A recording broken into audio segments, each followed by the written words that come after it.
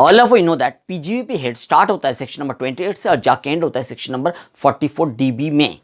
Now ये जो section number 28 है ये होता है चार्जिंग सेक्शन। मीनिंग क्या है? अगर सब्सटेंशियल इसको एक्सप्लेन करेंगे, कोई एक पर्टिकुलर रिसिप्ट जिसको सेक्शन 2 क्लॉज 24 ने इनकम मान लिया है, जिसको सेक्शन 5 ने स्कोप ऑफ टोटल इनकम का दरवाजा दे दिया है, वो वाला इनकम अगर सेक्शन नंबर 28 का दिया हुआ कंडीशन को फुलफिल करेगा तो पीजीबीपी हेड में चार्जेबल हो जाएगा। मतलब कोई एक पर्टिकुलर इनकम पीजीबीपी हेड में चार्जेबल होने के लिए उनको सेक्शन 28 का दिया हुआ कंडीशन को फुलफिल करना पड़ेगा। अगर कोई एक पर्टिकुलर इनकम सेक्शन 28 का दिया हुआ कंडीशन को फुलफिल करेंगे तो पर्टिकुलर इनकम पीजीबीपी हेड में चार्जेबल हो जाएगा। इसलिए पीजीबीपी हेड का चार्जिंग सेक्शन होता है सेक्शन नंबर 28। सेक्शन नंबर 28 होता है पीजीबीपी हेड का मेन चार्जिंग सेक्शन। इसके अलावा और बहुत सारा डीम्ड चार्जिंग सेक्शन भी पीजीबीपी हेड में अवेलेबल है। कौन कौन सा डीम्ड चार्जिंग सेक्शन याद करो? सेक्शन नंबर 41 का सबसेक्शन 1, सबसेक्शन 2, सबसेक्शन 3, सबसेक्शन 4 सब होता है deemed charging section. Section number 35 ABB, ABB क्या होता था? सेक्शन नंबर 35 एबीबी, अगर आपने टेलीकम्युनिकेशन सर्विस ऑपरेट करने के लिए गवर्नमेंट से टेलीकम्युनिकेशन लाइसेंस ऑब्टेन किया है and regarding capital expenditure incurred किया है, वो कैपिटल एक्सपेंडिचर आपने जो इनकर्ड किया है उनका ट्रीटमेंट अमोर्टाइजेशन के रूप में अवेलेबल होता था सेक्शन 35 एबीबी में। और सेक्शन 35 एबीए क्या होता था? अगर आपने गवर्नमेंट से स्पेक्ट्रम को ऑब्टेन किया है और रिगार्डिंग कैपिटल एक्सपेंडिचर इनकार्ड किया है, वो कैपिटल एक्सपेंडिचर आपने जो इनकार्ड किया है उनका ट्रीटमेंट अमोर्टाइजेशन के रूप में अवेलेबल होता 35 एबीए में। चाहे सेक्शन 35 एबीबी चाहे सेक्शन 35 एबीए, दोनों में आपको डीमिंग वाला प्रोविजन मिलेगा। सेक्शन 35 एबीबी का सबसेक्शन 3 में जाएंगे तो डीमिंग चार्जिंग सेक्शन वाला कॉन्सेप्ट आपको दिखाई देगा। Section number 35 AD specified business के लिए जो डिडक्शन का सेक्शन होता है उसमें जो 7B होता है, 7B में भी आपको डिमिंग चार्जिंग वाला प्रोविजन मिलेगा। तो सेक्शन 28 होता है मेन चार्जिंग सेक्शन, उसके अलावा बहुत सारा डिमिंग चार्जिंग सेक्शन भी अवेलेबल है। नाउ सेक्शन 28 का जो स्ट्रक्चर है उनको हमने रिवाइज किया। सेक्शन 29 का स्ट्रक्चर क्या है? 29 बताता है फॉर्मेटिंग, मतलब कोई एक पर्टिकुलर इनकम जो सेक्शन 28 के थ्रू पीजीबीपी हेड में चार्जेबल हो गया उनको कैसे कंप्यूट किया जाएगा, मतलब इनकम कंप्यूटेशन कैसे किया जाएगा वो 29 बता रहा है। बट 29 में कोई प्रोविजन है नहीं इनकम कंप्यूटेशन करने का, वो रेफर कर रहे हैं। बोले इनकम कंप्यूट करना चाहते हो तो जाओ सेक्शन नंबर 30 से 43D के पास जाओ, वो लोग आपको बताएगा कैसे इनकम कंप्यूट किया जाएगा। मतलब 29 कुछ भी नहीं है, ये बता रहे हैं 30 to 43D के पास जाना पड़ेगा इनकम कंप्यूट करने के लिए। फिर सेक्शन नंबर 30 से 37(1) जो होता है, सेक्शन नंबर 30 से 37(1) जो होता है इसको बोलते हैं एडमिसिबल डिडक्शन का सेक्शन। मतलब यहां पे जो भी खर्चा कवर्ड होगा 30 से 37(1) में वो सब खर्चा को अलाउ किया जाएगा। मतलब उस सब खर्चा को लेस कर पाएंगे। कहां से लेस कर पाएंगे? रेवेन्यू से, इनकम कंप्यूटेशन करने के टाइम में। कुछ डिसअलाउंस का सेक्शन भी होता है जिसको बोलते हैं इनएडमिसिबल डिडक्शन। कहां होता है? 37(2)B, 38(2), section number 40, section number 40A capital है, 43B, ये सब होता है डिसअलाउंस का सेक्शन। तो डिसअलाउंस का सेक्शन एक जगह में नहीं है, जैसे अलाउंस का सेक्शन एक जगह में 30 से 37(1), बट डिसअलाउंस का सेक्शन एक जगह में नहीं है, वो स्प्रेड किया हुआ है। कहां से कहां? 37(2)B, 38(2), 40, 40A, 43B, ये सब डिसअलाउंस का सेक्शन होता है। आज जो सेक्शन का डिस्कशन करेंगे वो है सेक्शन नंबर 35। मतलब आज हम 30 से 37(1) जो एडमिसिबल डिडक्शन का प्रोविजन होता है उसमें से 35 को उठा रहे हैं। 35 होता क्या? अगर scientific expenditure related, scientific research related expenditure अपने इनकार्ड किया है, साइंटिफिक रिसर्च रिलेटेड एक्सपेंडिचर अपने इनकार्ड किया है, उनका डिडक्शन मिलेगा आपको। साइंटिफिक रिसर्च रिलेटेड एक्सपेंडिचर अगर मैं इनकार्ड किया है उनका डिडक्शन आपको मिलेगा 35। सेक्शन नंबर 35 आपको ब्रॉड स्ट्रक्चर बताएगा, मोडस ऑपरेंडी बताएगा कि कैसे ये डिडक्शन आप क्लेम कर पाओगे, कंडीशन वगैरह क्या है। चलिए 35 को स्टार्ट करते हैं। Now expenditure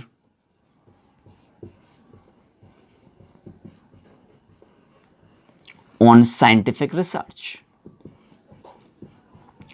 expenditure on scientific research, इनका डिडक्शन आपको मिल जाएगा। और ये डिडक्शन देगा कौन सा सेक्शन? 35 आपको प्रोवाइड करेगा ये डिडक्शन। नाउ स्टूडेंट का माइंड में सबसे पहले जो क्वेश्चन अराइज करते हैं कि साइंटिफिक रिसर्च का मतलब क्या है? कोई इसका स्पेसिफिक डेफिनेशन दिया हुआ है लॉ में? यस, दिया हुआ है। आप सब लोग जानते हो सेक्शन 2 होता है डेफिनेशन का सेक्शन, बट आपने सैलरी चैप्टर में देखा था कि सैलरी चैप्टर के अंदर इनबिल्ट डेफिनेशन का प्रोविजन था। कहाँ? सेक्शन नंबर 17 का 1 क्या था? सैलरी का definition. Section 17 clause 2, section 17 clause 1 था सैलरी का डेफिनेशन। सेक्शन 17 क्लॉज 2 था परक्विजिट का डेफिनेशन। सेक्शन 17 क्लॉज 3 था प्रॉफिट इन लिeu ऑफ सैलरी का डेफिनेशन। ऐसे ही सेम टाइप का डेफिनेशन का प्रोविजन अवेलेबल है पीजीबीपी हेड के अंदर भी, इनबिल्ट डेफिनेशन का प्रोविजन अवेलेबल है। जैसे इनबिल्ट डेफिनेशन का प्रोविजन सैलरी चैप्टर में था, इनबिल्ट डेफिनेशन का प्रोविजन पीजीबीपी हेड में भी अवेलेबल है। सेक्शन नंबर 43, सेक्शन नंबर 43 का क्लॉज 1 जो होता है 43 क्लॉज 1, 43 क्लॉज 1 बताता है एक्चुअल कॉस्ट को डिफाइन करता है। 43 क्लॉज 2 ये पेड वाट को डिफाइन करता है। 43 क्लॉज 3 ये प्लांट वाट को डिफाइन करता है। 43 क्लॉज 4 सब क्लॉज 1 ये साइंटिफिक रिसर्च को डिफाइन करते हैं। फिर आप लोग जानते हो 43 clause 5 speculative transaction, speculative business का डेफिनेशन दिया हुआ है। फिर 43 क्लॉज 6 WDV का डेफिनेशन दिया हुआ है। छोड़ो, अभी जो काम का है उसमें आओ, scientific research section of 43 clause 4, 43 clause 4 sub clause 1 उसमें दिया हुआ है साइंटिफिक रिसर्च का डेफिनेशन। 43 क्लॉज 4 सब क्लॉज 1 इसमें डेफिनेशन दिया है साइंटिफिक रिसर्च का। और ये जो साइंटिफिक रिसर्च का डेफिनेशन इसमें प्रोवाइड किया है, केवल 2 लाइन अभी याद रखेंगे। कौन सा 2 लाइन? जैसे बता रहे इन्हीं 2 लाइन को याद रखेंगे और कुछ याद रखने का जरूरत नहीं है। 2 लाइन क्या है? 2 लाइन हम बता रहे कि एक्टिविटीज आपने अंडरटेक किया, एक्टिविटीज क्यों आपने एक्टिविटी को अंडरटेक किया है, किस पर्पस के लिए अंडरटेक किया है, कौन सा फील्ड में अंडरटेक किया है? Activities for the extension of knowledge, knowledge का एक्सटेंशन के लिए। Activities for the extension of knowledge in the fields of natural और अप्लाइड साइंस। फिर बता रहे activities for the extension of knowledge in the field of natural और applied science including agriculture, animal husbandry and fisheries. ये जो agriculture, animal husbandry and fisheries word बोल रहा है ना, ये बेसिकली उदाहरण है और कुछ नहीं। मतलब ये सबको भी माना जाएगा कि साइंटिफिक रिसर्च। फिर बता रहे साइंटिफिक रिसर्च का डेफिनेशन आपको 2 लाइन केवल याद रखना पड़ेगा। कौन सा 2 लाइन? ये 2 लाइन कि activities for the extension of knowledge in the field of natural और applied science including agriculture, animal husbandry, fisheries. बस खत्म, और कुछ याद रखने का जरूरत नहीं है। क्लियर हो गया? इनको हम हटा रहे 43 sub clause 4, 43 clause 4 sub clause 1। Now अभी साइंटिफिक रिसर्च का डिडक्शन समझने के लिए इस सेक्शन को 2 पार्ट में डिवाइड करेंगे। जैसे बता रहे कैसे करोगे। सबसे पहले हम लिखेंगे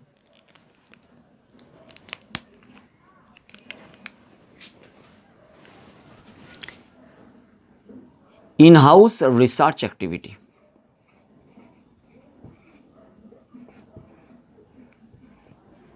इन-हाउस रिसर्च एक्टिविटी, और इधर लिखेंगे आउटसाइड रिसर्च एक्टिविटी।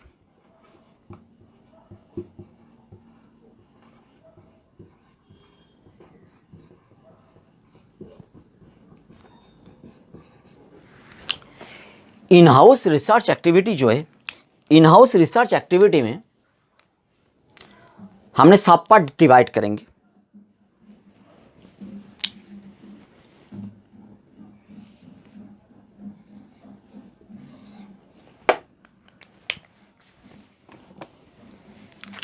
सबसे पहले लेंगे revenue expenditure and then capital expenditure.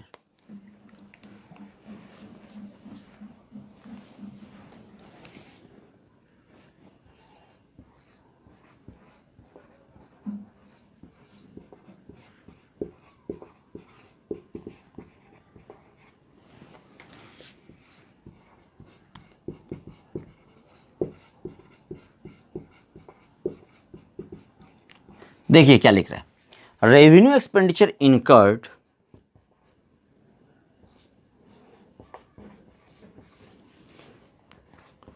On scientific research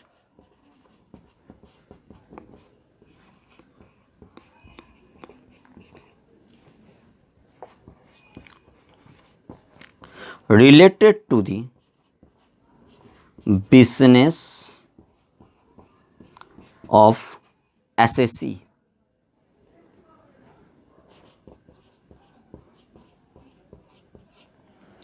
revenue expenditure incurred हुआ है साइंटिफिक रिसर्च में, बट कौन सा scientific research?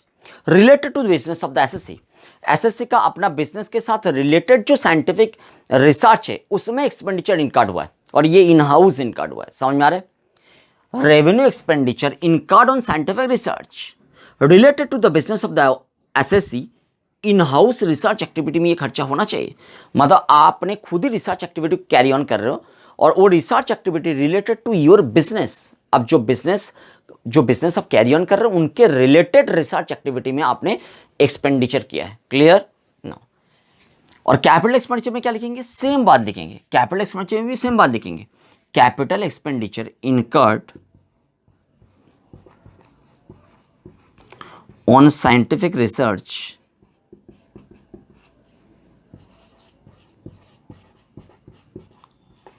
related to the business of the SSC.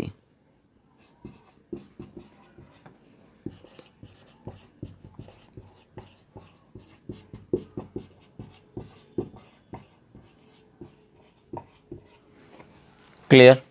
Now अभी इनके लिए सेक्शन क्या है? इनके लिए मेन जो सेक्शन है, सेक्शन नंबर 35 सबसेक्शन 1 क्लॉज 1। और इनके लिए जो मेन सेक्शन है, सेक्शन नंबर 35 सबसेक्शन 1 क्लॉज 4। ये आपको याद रखना पड़ेगा। इन हाउस में और भी एक लेंगे बट अभी नहीं, बाद में। यहां पे हम लिख के रख रहे हैं। इसमें आप बोल सकते हो एक्सपेंडिचर। कौन सा एक्सपेंडिचर? कोई भी एक्सपेंडिचर, चाहे रेवेन्यू चाहे कैपिटल। Revenue plus capital. यहां पे कौन सा एसएससी है? मतलब एसएससी का नेचर क्या है? Individual, HUF, partnership firm, company, AOP, BOI, कुछ नहीं लिखा है ये दोनों में, बट इसमें लिखेंगे expenditure incurred by the company. Company word हम यूज कर रहे हैं यहां। Expenditure incurred by the company engaged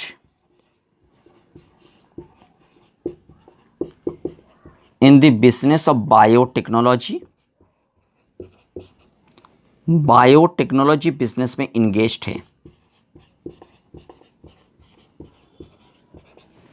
expenditure कुछ भी हो सकता है, रेवेन्यू भी हो सकता है, कैपिटल भी हो सकता है। Incurred by the company engaged in the business of biotechnology और द प्रोडक्शन और मैन्युफैक्चर ऑफ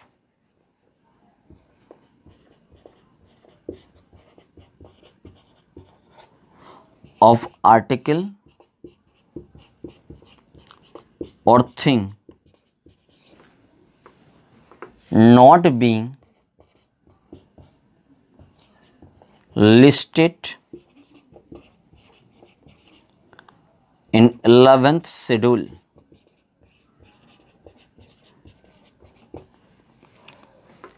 तो एक्सपेंडिचर इनकर्ड किया है कौन? कंपनी ने।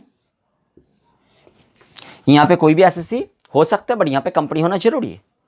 एक्सपेंडिचर कंपनी ने इनकर्ड किया है बट कंपनी एंगेज्ड है कौन सा बिजनेस में? बायोटेक्नोलॉजी, नहीं तो मैन्युफैक्चरिंग और प्रोडक्शन ऑफ आर्टिकल और थिंग। कोई भी आर्टिकल, कोई भी थिंग वो प्रोडक्शन कर रहे हैं, मैन्युफैक्चरिंग कर रहे हैं, अदर देन दोस आर्टिकल और thing which are mentioned in 11th schedule. 11th schedule में कौन सा आर्टिकल मेंशन्ड है सर? 11th शेड्यूल बेसिकली आप मान सकते हो नेगेटिव लिस्ट है, उसमें कुछ आर्टिकल और शेड्यूल मेंशन्ड है। अगर वो आर्टिकल, उसमें कुछ आर्टिकल और थिंग मेंशन्ड है, वो आर्टिकल और थिंग को आप मैन्युफैक्चर करोगे तो हम आपको डिडक्शन नहीं देंगे। आपको other than those mentioned in 11th schedule manufacture और प्रोडक्शन करना चाहिए, तभी आपको क्या मिलेगा? तभी आपको जाकर डिडक्शन मिलेगा। और 11th शेड्यूल में क्या मेंशन्ड है? 11th शेड्यूल में मेंशन्ड है basically alcoholic spirit, beer, wine, chocolate item, confectionery item, toilet preparation, toothpaste, tooth powder, cosmetics, ये सारा सामान मेंशन्ड है। बात समझ में आ रहा है? इन सब को छोड़ के, मोटा मोटी यही आइटम है, इन सब को छोड़ के आपने दूसरा कुछ आइटम मैन्युफैक्चर और प्रोडक्शन कर रहे हो। On in house research and development facility.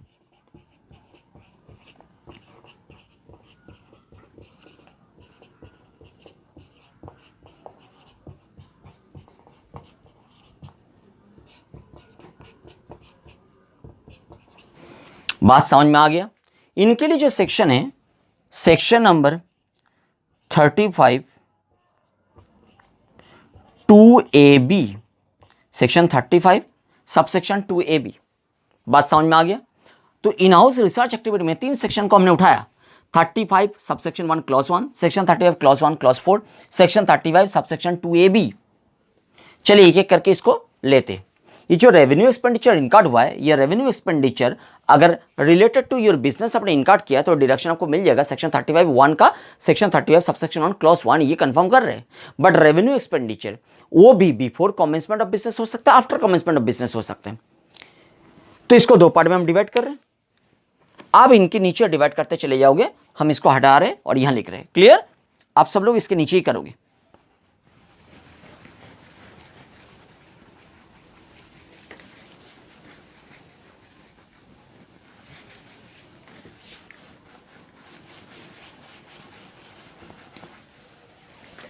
देखो, रेवेन्यू एक्सपेंडिचर जो इनकार्ड हुआ है, रेवेन्यू एक्सपेंडिचर जो इनकार्ड हुआ है, ये 2 प्रकार का रेवेन्यू एक्सपेंडिचर हो सकता है।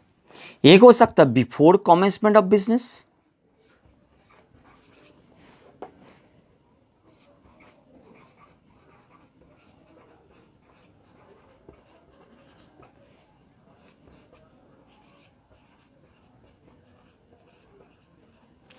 और एक हो सकता है after commencement of business.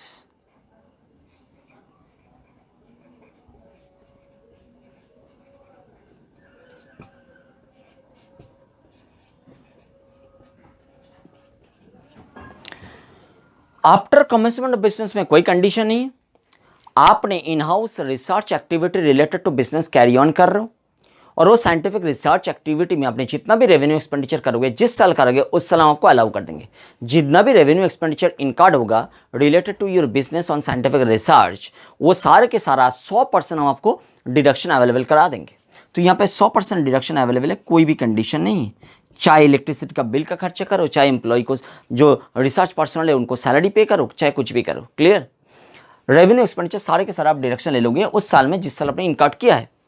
But before commencement में कुछ ना कुछ कंडीशन है। कंडीशन क्या है? सबसे पहले बताना पड़ेगा कि बिजनेस जिस दिन कमेंस्ड हो रहा है उनके ठीक आगे का 3 साल में आपने जितना खर्चा किया है रेवेन्यू एक्सपेंडिचर, उन रेवेन्यू एक्सपेंडिचर का डिडक्शन आपको मिल सकता है सब्जेक्ट टू सर्टेन कंडीशन। फिर बता रहे रेवेन्यू एक्सपेंडिचर अगर आपने बिफोर कमेंसमेंट ऑफ बिजनेस किया है on scientific research related to your business तो डिडक्शन मिलेगा।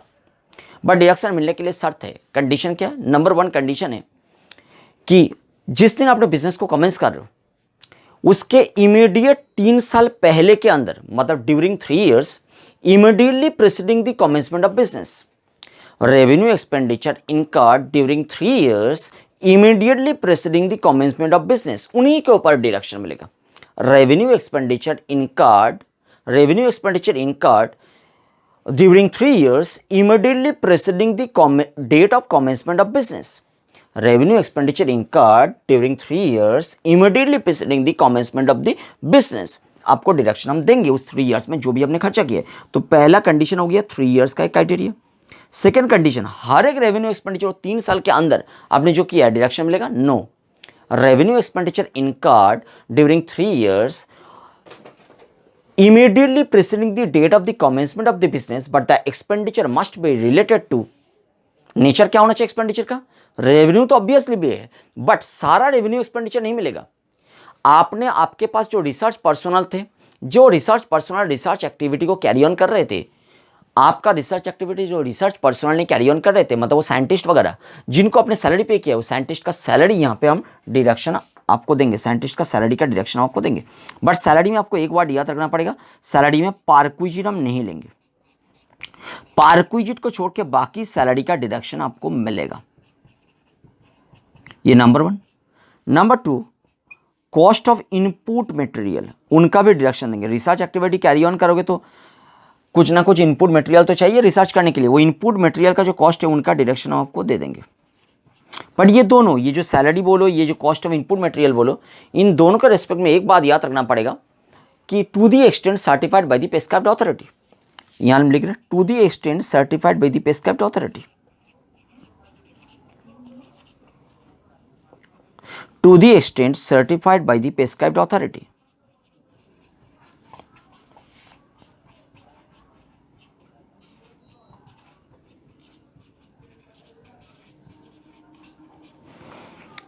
तो बिफोर कमेंसमेंट में हमने 4 शर्त लगाया। सबसे पहला शर्त क्या है?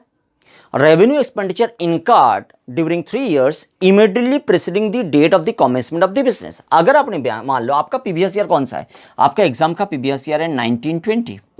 इन 1920 के अंदर एक डेट को लेते 5 अगस्त 2019। आपने 5 अगस्त 2019 को बिजनेस कमेंस किया। इसके आगे का 3 साल मतलब कहां से कहां तक, मतलब आप बता सकते हो 5 अगस्त 2016 टू 4 अगस्त 2019। ये जो 3 साल का पीरियड है, इसमें आपने जो भी रेवेन्यू एक्सपेंडिचर इनकार्ड किया है, अगर वो रेवेन्यू एक्सपेंडिचर सैलरी नेचर का है, नहीं तो कॉस्ट ऑफ इनपुट मटेरियल का है, तो आपको डिडक्शन देंगे, बट उतना ही डिडक्शन देंगे जितना प्रेस्क्राइब्ड बाय दी, जितना certified by the prescribed authority है। ये बात समझ में आ गया। बिफोर कमेंसमेंट वाला बात यहीं खत्म कर रहे हैं। फिर हम आफ्टर कमेंसमेंट को डिस्कस, आफ्टर कमेंसमेंट तो हो ही गया, जितना भी खर्चा करोगे सारे के सारा डिडक्शन हम आपको अवेलेबल कर देंगे। यहाँ पे कोई कंडीशन नहीं। रेवेन्यू एक्सपेंडिचर अपने जो भी इनकार्ड करोगे, सारे के सारा रेवेन्यू एक्सपेंडिचर जिस साल अपने इनकार्ड करोगे आफ्टर कमेंसमेंट, उस साल डिडक्शन आपको अवेलेबल कर देंगे 100%। ये बात खत्म हो गया। तो रेवेन्यू एक्सपेंडिचर को हम यहाँ हटा रहे हैं, कैपिटल एक्सपेंडिचर का डिस्कशन स्टार्ट करेंगे। चलिए, कैपिटल एक्सपेंडिचर का डिडक्शन कैसे मिलेगा आपको, इसमें भी 2 पार्ट हम कर रहे हैं। चलिए, 2 पार्ट हम कैसे कर रहे हैं देखिए। कैपिटल एक्सपेंडिचर का 2 पार्ट में हम लेंगे, बिफोर कमेंसमेंट, आफ्टर कमेंसमेंट। यहां पे भी बिफोर कमेंसमेंट ऑफ बिजनेस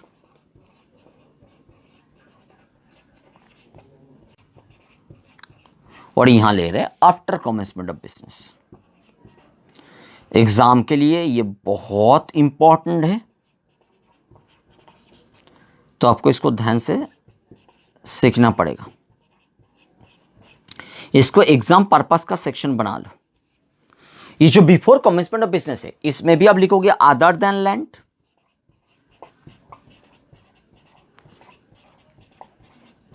इसमें भी लिखोगे अदर देन लैंड।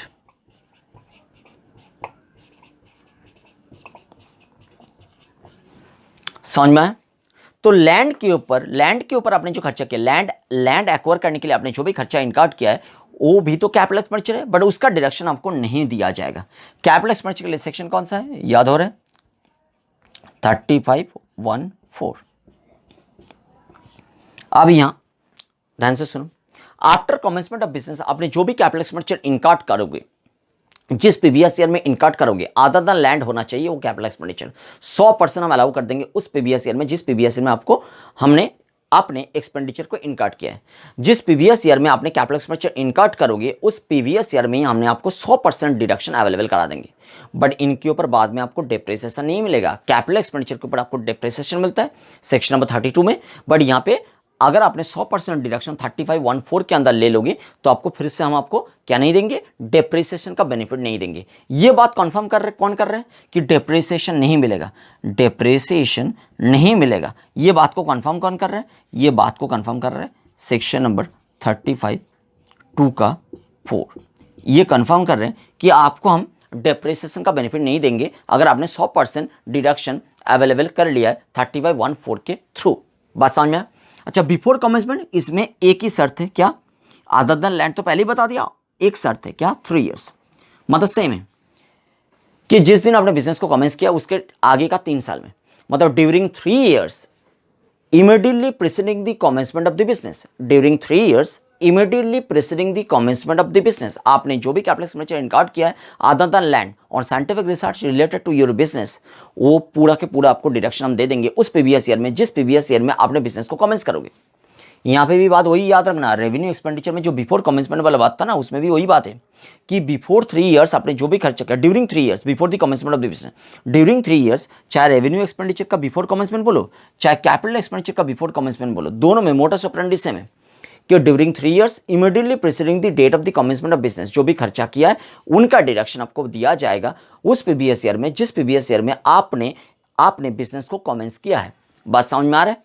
तो आपने यहां से यहां तक जो भी, चाहे रेवेन्यू एक्सपेंडिचर बोलो, रेवेन्यू एक्सपेंडिचर के केस में बिफोर कमेंसमेंट, चाहे कैपिटल एक्सपेंडिचर बोलो, कैपिटल एक्सपेंडिचर के केस में बिफोर कमेंसमेंट, तो इस पीरियड में आपने जो खर्चा किया है उस खर्चे का डिडक्शन आपको मिल जाएगा। कौन सा पीवीएस ईयर में? 1920 पीवीएस ईयर में। ये बात समझ में आ गया? यहाँ पे अदर देन लैंड वर्ड आपको याद रखना है। फिर हम ले रहे, इसको हटा रहे, फिर हम ले रहे जो थर्ड एंगल था, थर्ड एंगल में मैंने लिखा था एक्सपेंडिचर, मतलब उसमें क्या है, उसमें रेवेन्यू भी आ रहे थे, कैपिटल भी आ रहे थे, और इसके लिए सेक्शन आपको याद हो गया, मैंने क्या लिख के दिया था, 35(2)(ab), 35(2)(ab। और इसमें बिफोर कमिटमेंट आफ्टर कमिटमेंट कुछ है नहीं, ये ओनली आफ्टर कमिटमेंट है, कुछ नहीं लिखा है, मतलब आफ्टर कमिटमेंट। ये सब में लिखा हुआ था कि बिफोर भी मिल सकते हैं, इसलिए हमने यहाँ पे बिफोर भी अलाउ किया था, बट यहाँ पे लिखा नहीं है, इसलिए यहाँ पे केवल आफ्टर कमिटमेंट अलाउ होगा। बट यहाँ पे एक इंपॉर्टेंट बात है, यहाँ 100% अलाउड नहीं होगा, यहाँ तो 100% अलाउड हो रहे थे, यहाँ 100% अलाउड हो रहे थे, यहाँ 150% अलाउड होगा। मतलब अगर आपने 1 लाख का खर्चा किया है तो आपको हम 1.5 लाख का डिडक्शन देंगे।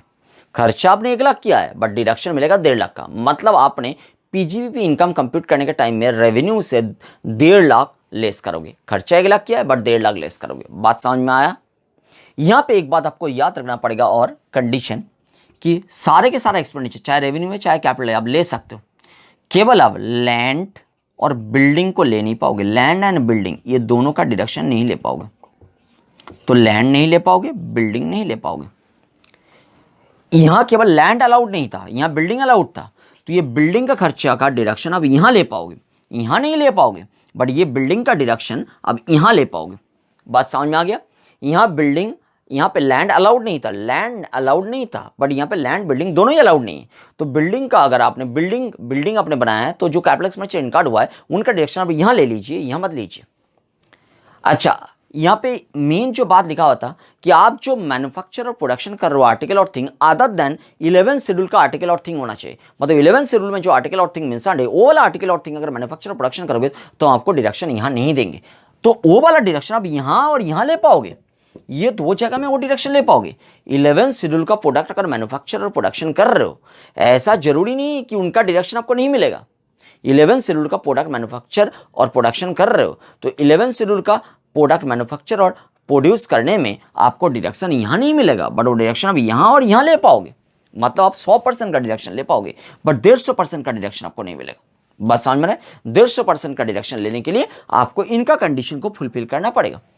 तो ये वाला हो गया 100%, ये वाला हो गया 100%, ये वाला हो गया 150%। ये इन हाउस रिसर्च एक्टिविटी हो गया। क्लियर है? अभी इन हाउस रिसर्च एक्टिविटी को हम हटा रहे और हम अभी स्टार्ट करेंगे आउटसाइड रिसर्च एक्टिविटी को। चलिए देखते हैं। आउटसाइड रिसर्च एक्टिविटी को डिवाइड कर रहे हैं पार्ट में। नंबर 1 हम लिख रहे हैं कंट्रीब्यूशन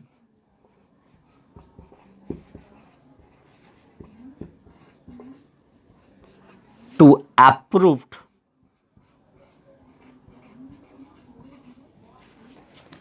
notified research association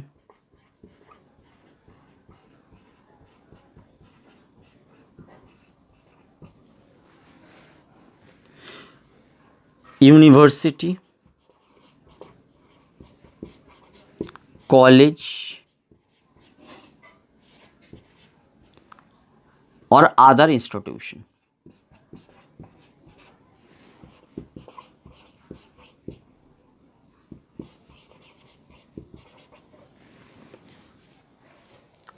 आपने इन हाउस रिसर्च एक्टिविटी में एक्सपेंडिचर इनकार्ड किया था, उसका डायरेक्शन बता दिया यहां।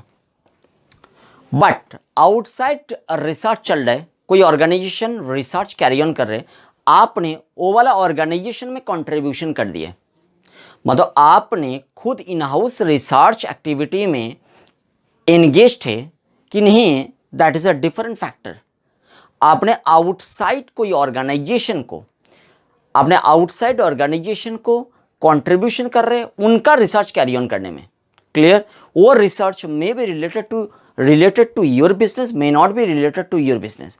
तो एसएससी कंट्रीब्यूशन कर रहे हैं कोई यूनिवर्सिटी को, कॉलेज को, रिसर्च एसोसिएशन को और अदर इंस्टीट्यूशन को, जो लोग एंगेज्ड है साइंटिफिक रिसर्च में, वो लोग जो साइंटिफिक रिसर्च में एंगेज्ड है, that may be related to एसएससीज business, may not be related to एसएससीज business. Clear हो गया? तो कंट्रीब्यूशन टू अप्रूव्ड, यहां पे ध्यान देना है, अप्रूव्ड होना चाहिए, नोटिफाइड होना चाहिए। Contribution to approved notified research association, university, college और अदर इंस्टीट्यूशन एंगेज्ड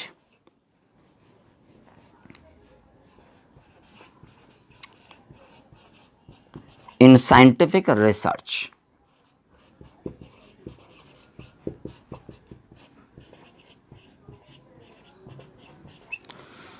इनके लिए आपको डायरेक्शन मिलेगा सेक्शन नंबर 35 सबसेक्शन 1 क्लॉज 2 इस सेक्शन के थ्रू। कितना डायरेक्शन मिलेगा? 150% डायरेक्शन मिलेगा। तो अगर आपने approve notified research association, university, college और अदर इंस्टीट्यूशन जो एंगेज्ड है साइंटिफिक रिसर्च में, चाहे वो that is related to your business, not related to your business, कोई फर्क नहीं पड़ेगा। आपने अगर कॉन्ट्रीब्यूशन किया है तो उस कॉन्ट्रीब्यूशन के रेस्पेक्ट में 150% का डिडक्शन मिल जाएगा। कॉन्ट्रीब्यूशन मतलब आप डोनेशन बोल सकते हो। क्लियर? नेक्स्ट एक और क्लियर है। आपने कॉन्ट्रीब्यूशन किया है, contribution to approved Indian company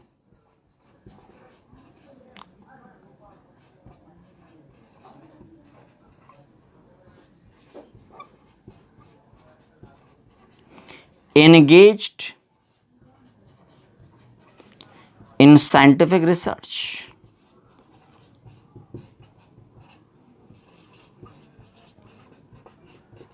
इनका डायरेक्शन आपको मिलेगा section number 35 subsection 1 clause 2A। इनमें आपको डायरेक्शन मिलेगा। बात समझ में आ गया? कितना परसेंट डायरेक्शन मिलेगा? 100%। तो अगर कंपनी में आपने, कौन सी कंपनी? इंडियन कंपनी होना जरूरी है, ध्यान देना वर्ड। इंडियन कंपनी जो रिसर्च में एंगेज्ड है, चाहे वो research activity related to your business है, चाहे not related to your business है, इंडियन कंपनी अगर रिसर्च में एंगेज्ड है, वो इंडियन कंपनी जो अप्रूव्ड है, वो वाला इंडियन कंपनी में अगर आपने कंट्रीब्यूशन डाला तो जितना कंट्रीब्यूशन डालोगे, जिस साल डालोगे, उस प्रीवियस ईयर में हम आपको डिडक्शन के रूप में उतना खर्चा अलाउ कर देंगे। बात समझ में आ गया? नेक्स्ट हम ले रहे हैं, यही बात को कॉपी पेस्ट करेंगे बेसिकली, कंट्रीब्यूशन टू, बट थोड़ा चेंजेस आएगा। Contribution to approved notified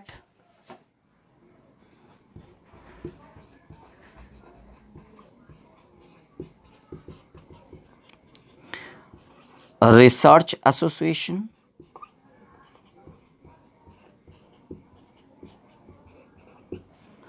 university, college और other institution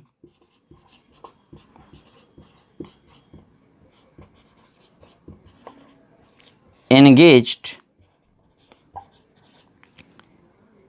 in research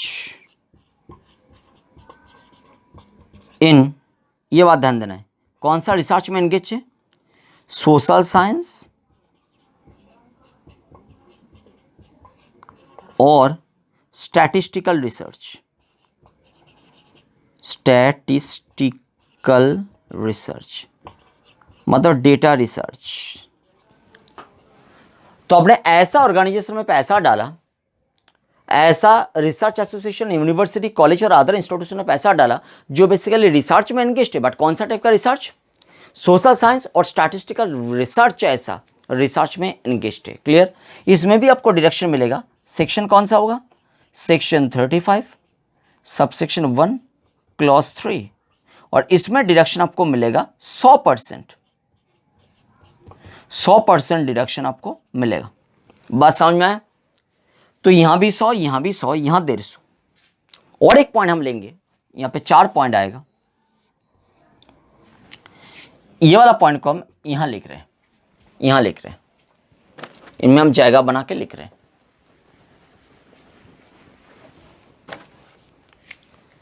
contribution to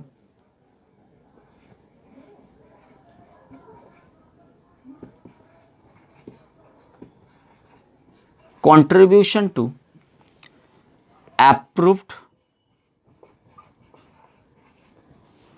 national laboratory, notified approved लिखो यहाँ, contribution to notified approved national laboratory, national laboratory, university,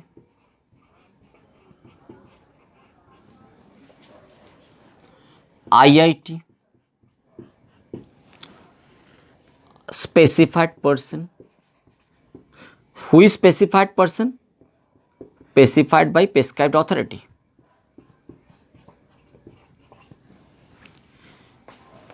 Engaged in research.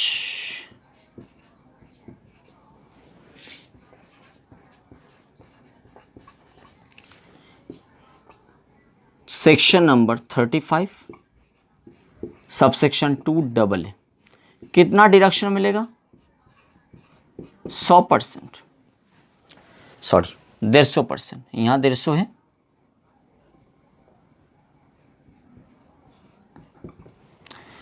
तो 35 1 का 1 में 150 है, 35 2AA इसमें भी 150 है। तो ये जो दो जगह है, दोनों जगह में कंट्रीब्यूशन करने में 150% डिडक्शन मिलेगा। आप कैसे याद रखोगे एग्जाम में? आप केवल ये दोनों याद रखो कि इंडियन कंपनी में डालोगे तो 100%, और अगर यूनिवर्सिटी, कॉलेज और इंस्टीट्यूशन जो सोशल साइंस और स्टैटिस्टिकल रिसर्च में एंगेज्ड है उसको डालोगे तो 100%। बाकी कहीं पे भी डालो, वो अगर नोटिफाइड अप्रूव्ड है, वो अगर अप्रूव्ड नोटिफाइड है, ऐसा कोई इंस्टीट्यूशन वगैरह में डाल रहे हो जहां जो इंस्टीट्यूशन नोटिफाइड है, अप्रूव्ड है, वो 150% है। अगर वो ये दोनों में फॉल नहीं कर रहे तो मतलब ये दोनों में जो फॉल कर रहे हैं उनके लिए केवल 100 है, बाकी सबके लिए 150 है। ऐसे याद रखो। एग्जाम में इसको याद रखने का ट्रिक सुनो। ये एग्जाम में स्टूडेंट को याद नहीं रहता है। स्टूडेंट जाके एग्जाम हॉल में कंफ्यूज हो जाता है कि कहाँ 100 था, कहाँ 150 था। 100 और 150 को याद रखने के लिए अगर आउटसाइड रिसर्च ऑर्गेनाइजेशन में पैसा डालो तो दो जगह में 100 है, बाकी सब जगह में 150 है। ऐसे याद रखो। कौन सा दो जगह में 100 है? अगर इंडियन अप्रूव्ड इंडियन कंपनी को डाला तो 100 है, और नहीं तो ऐसा कोई ऑर्गेनाइजेशन को डाला जो सोशल अप्रूव्ड है and social science and statistical research में एंगेज्ड है। इंडियन अप्रूव्ड इंडियन कंपनी को पैसा डाला तो 100% अलाउड है। अगर आपने ऐसा कोई अप्रूव्ड इंस्टीट्यूशन में पैसा डाला जो एंगेज्ड है social science and statistical research में, उसमें भी 100 है। तो अप्रूव्ड इंडियन कंपनी में पैसा डालने में 100% डिडक्शन अलाउड है। और ऐसा कोई इंस्टीट्यूशन में पैसा डाला जो बेसिकली एंगेज्ड है social science and data research में, उसमें भी अप्रूव तो होना ही चाहिए, उसमें भी 100% है। बाकी सब जगह में 150 है। तो 150 को याद रखने का जरूरत नहीं, केवल 100 को याद रख लो, बाकी सब 150 हो जाएगा। बात समझ में आ गया? फिर बता रहे, अगर आपने अप्रूव्ड इंडियन कंपनी में पैसा डाला, अप्रूव्ड इंडियन कंपनी में पैसा डाला जो रिसर्च में एंगेज्ड है, तो आपको 100% का डिडक्शन मिलेगा। ऐसा कोई इंस्टीट्यूशन और ऑर्गेनाइजेशन में आपने पैसा डाला जो अप्रूव्ड है and social science and statistical research में एंगेज्ड है।